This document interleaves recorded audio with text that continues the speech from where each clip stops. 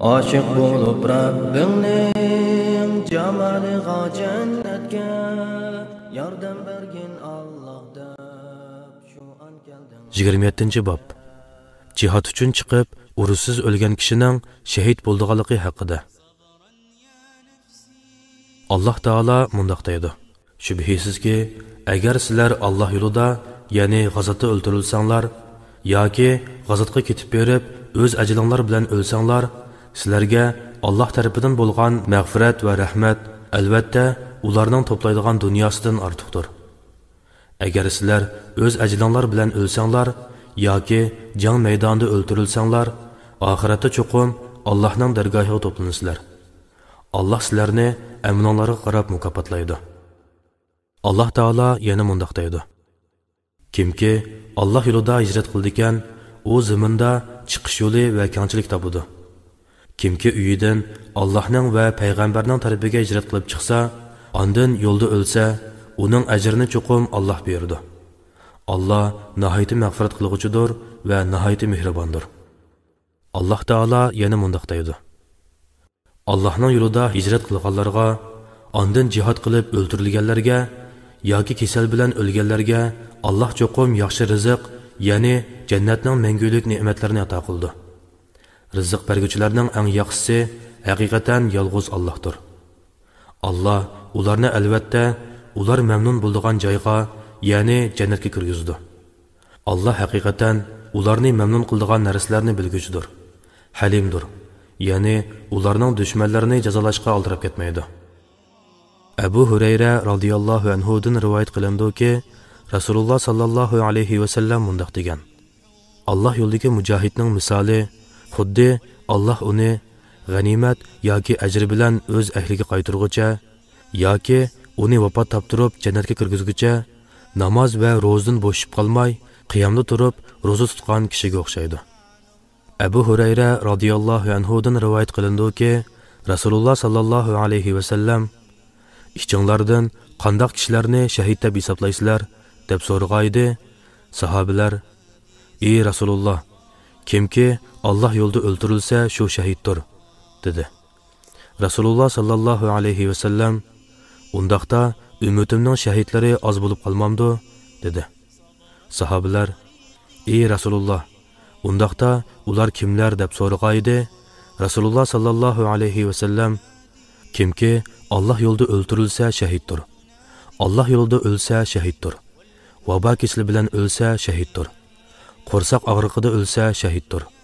Suda g'arq bo'lib o'lsa shahiddir", dedi. Uqba ibn Amir radhiyallohu anhu dan rivoyat qilindiki, Rasululloh sallallohu alayhi va sallam mundaq degan: 5 ish bor. Kimki ulardan birisi bilan vafot topsa shahiddir. Alloh yo'lida o'ldirilsa, Alloh yo'lida suvga g'arq bo'lsa, Alloh yo'lida vabo kesili bilan o'lsa, Alloh yo'lida qo'rsoq og'riqi bilan o'lsa va Alloh yo'lida tug'uti vafot bo'lsa. Abdullah ibn Umar radhiyallohu anhu dan rivoyat qilindiki, payg'ambar sallallohu alayhi va sallam Alloh taolodan rivoyat qilib mundaq degan: Alloh mundaq deydi: "Qaysi bandam mening roziligimni tilgan holda mening yo'limda jihodga chiqsa, agar uni uyga qaytarsam, ajr va g'animat bilan qaytarishqa. Agar uni qabzruh qilsam, uni mag'firat qilishga kepilman." Sabura ibn Abu Fakiha radhiyallohu anhu mundaq deydi: "Men Rasululloh sallallohu alayhi va sallamning mundaq deganligini anglagan. Haqiqatan shayton odam bolasining yo'llarida o'ltirib vasvas qiladi. Shayton odam bolasining musulmon bo'lish yo'lida o'ltirib, sen o'zingning va ota-bovularingning dinini tashlab musulmon bo'lamsan, deydi. U kishi shaytonning so'ziga quloq solmay musulmon bo'ldi. Shayton odam bolasining hijrat yo'lida o'ltirib, sen o'z vataningni va yurtingni tashlab hijrat qilamsan. Muhojirning misoli xuddi bog'liqdagi otga o'xshaydi. Ya'ni bog'liqdagi ot bir yerga bog'lanib qolgandek, muhojirning qalb rishtasimi o'z ona vataniga bog'langan bo'ldi, deydi. U kishi shaytonning so'ziga quloq solmay hijrat qildi. Ondan shayton odam bolasining jihad yo'lida o'ltirib, sen jihad qilamsan. Jihad degan jon va molni sarf qilishdir. Urush qilsang o'ldirilsan. Ondan ayoling boshqa erga nikohlandi. va mollaring boshqalarga taqsim qilindi, dedi. U kishi shaytonning so'ziga quloq solmay jihad qildi. Ondan Rasululloh sallallohu alayhi va sallam yana mundaq dedi: Kimki shunda qilsa, uni jannatga kirgizish Alloh subhanahu va taolaning ustidagi haq bo'ldi. Kimki jangda shahid qilinsa, uni jannatga kirgizish Alloh subhanahu va taolaning ustidagi haq bo'ldi. Agar u suvda g'arq bo'lib ketsa-mu, uni jannatga kirgizish Alloh subhanahu va taolaning ustidagi haq bo'ldi. Agar u ulug'idan yiqilib o'lib ketsa-mu, uni jannatga kirgizish Alloh subhanahu va taolaning ustidagi haq bo'ldi. Humayd ibn Abdurrahman Humayri mundaq deydi: Rasululloh sallallohu alayhi va sallamning sahobalaridan Amama degan bir kishi Umar radhiyallohu anhu ning xalifalik davrida jihad uchun Asbahanga berib, "Ey Alloh, Amama sana uchrashni yaxshi ko'rdiganligini da'vo qilyotdi. Agar u degan so'zda sodiq bo'lsa, uni shu da'vosida sabit qilgan. Agar u yolg'onchi bo'lsa, garchi sana uchrashni yomon ko'rsa-mu, uning da'vosini ro'yobga chiqarib bergan. Ey Alloh, Amamani bu safardan qaytarmagan" deb duo qildi. Keyin u qurisqa og'rib Asbahonda vafot bo'lganda, Abu Musa Ash'ari radhiyallohu anhu: "Ey xaloyiq, Alloh bilan qasamki, biz payg'ambarlardan anlagan va bizga yetkazgan ilmga asosan shundoq aytamizki, Amama haqiqatan shahidlik holatida jon uzdi", dedi. Alloh yo'lida o'ldirilgan kishi shahiddir. Shundaqla jihad uchun chiqib, jang maydoniga kelishdan ilgari Alloh yo'lida o'lsa, u ham shahiddir.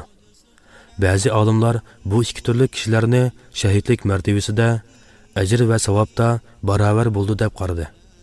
Ammo to'g'risi, u ikkisi barobar bo'lmaydi.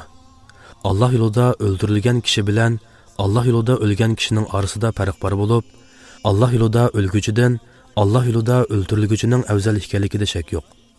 Ikkisi orasidagi farqlardan biri Alloh yo'lida o'ldirilguchiga o'ldirilishdan iborat musibat etganligi uchun u Alloh yo'lida o'lguchidan fazilatlik va ortiqdir.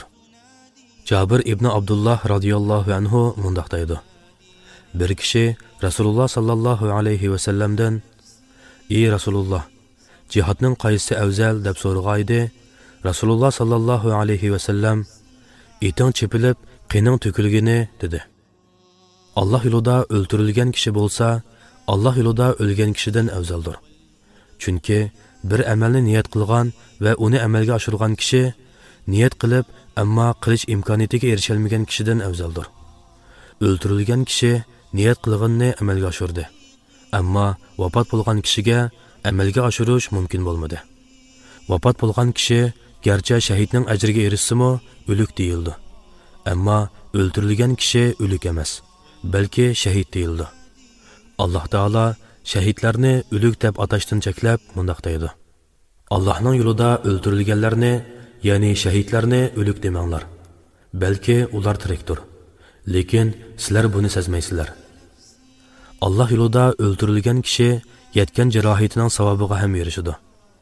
Qiyomat kuni qini qonning rangida, puruqi iparning puruqida, yarisidan qon temib turgan holda keldi. Ammo vafot bo'lgan kishi bu martabaga erisholmaydi. Alloh yo'lida o'ldirilgan kishi o'ldirilishning savobini ko'rganligi uchun Alloh yo'lida ikkinchi qitim o'ldirilish uchun dunyoga qaytishni orzu qildi. Ammo Alloh yo'lida o'lgan kishi buni umid qilmaydi. Anas ibn Malik radhiyallohu anhu dan rivoyat qilindiki, Rasululloh sallallohu alayhi va sallam mundaq degan: Vafot bo'lib, Allohning dargohida yaxshilikka erishganlarning ichidan hech bir kishi garchi dunyo va uningdagi barcha narsalar uningga berilgan taqdirdimi dunyoga qaytishni orzu qilmaydi. Lekin shahid undaq emas. U shahidlikning fazilatini ko'rganlik uchun dunyoga qaytib yana Alloh yo'lida o'ldirilishni orzu qildi.